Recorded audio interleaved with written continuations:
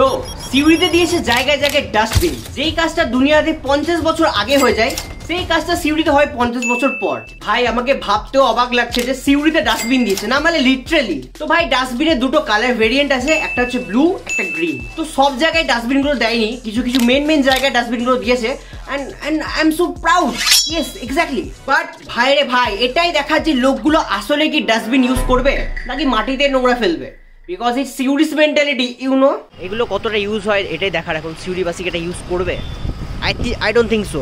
ভাই এই জায়গাটাতে একটা ডাস্টবিন দেওয়া উচিত ছিল ভাই, এই জায়গাটা অ্যাকচুয়ালি ডাস্টবিন ডিজার্ভ করে। Exactly. And what about this dustbin? What? আর এখানে দেখা যাচ্ছে ডাস্টবিন তো দাঁড়িয়ে আছে, বাট তার চারপাশে নোংরাগুলো পড়ে আছে। ভাই এটা কি? ভাই আমাকে সব থেকে বেশি খুশি লেগেছে মিয়ানমার সামনে একটা ডাস্টবিন দিয়েছে। এক্স্যাক্টলি।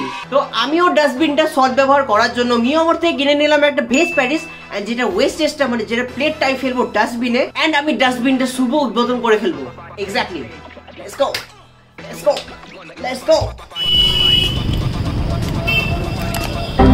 সব থেকে মজার ব্যাপার গাইস, এইরকম টাইপের একটা মার্সিডিজের গাড়ি দিয়েছে যেটাতে তুমি নোংরা ফেলতে পারো, এন্ড যেটার ভিতর দেখা যাচ্ছে অনেক ওয়েস্টেজ পড়ে আছে, যেটা তোমরা দেখতেই পাচ্ছ।